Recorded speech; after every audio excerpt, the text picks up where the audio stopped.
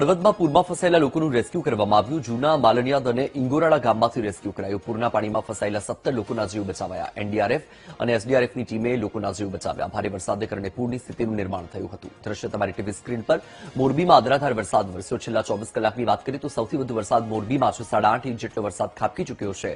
ત્યારે આ દ્રશ્યો તમારી ટીવી સ્ક્રીન પર જે હળવદના ઇંગોરાળા ગામના છે, જ્યાં ઇંગોરાળા ગામમાં પૂરના પાણીમાં 17 લોકો ફસાયેલા હતા. જો કે એનડીઆરએફ અને એસડીઆરએફની ટીમે તમામ લોકોનું રેસ્ક્યુ કર્યું છે અને તમામ લોકોનો જીવ બચાવી લીધો છે અને સુરક્ષિત સ્થળે તમામ લોકોને ખસેડવામાં આવ્યા છે. ભારે વરસાદ હતો અને ભારે વરસાદના કારણે પૂરની પરિસ્થિતિનું નિર્માણ થયું હતું, જેના કારણે આ 17 લોકો ફસાઈ ગયા હતા. વધુ માહિતી આપી રહ્યા છે સંવાદદાતા વિશાલ જયસ્વાલ. વિશાલ, પરિસ્થિતિ શું છે મોરબીમાંથી અત્યારે જે દ્રશ્યો સામે આવ્યા છે ગત મોડી રાતના, કે જ્યાં ઇંગોરાળાથી 17 લોકોનું રેસ્ક્યુ કરવામાં આવ્યું હતું, આજના દિવસમાં સ્થિતિ શું? જી વત્સલ, જો વાત કરવામાં આવે તો ગત રોજ દિવસ દરમિયાન હળવદ શહેર અને હળવદના ગ્રામ્ય પંથકમાં મેઘરાજાએ રીતસરની તવાઈ બોલાવી હતી, જેને લઈને 6.5 ઇંચ જેટલો વરસાદ વરસ્યો હતો. વરસતા વરસાદને પગલે હળવદ તાલુકાના અલગ અલગ 3 જેટલા ગ્રામ્ય વિસ્તાર માલણિયાદમાં 5 લોકો, સાથે જ સુખપરમાં 5 લોકો અને ઇંગોરાળામાં સહિત ટોટલ 17 લોકો ફસાયા હતા.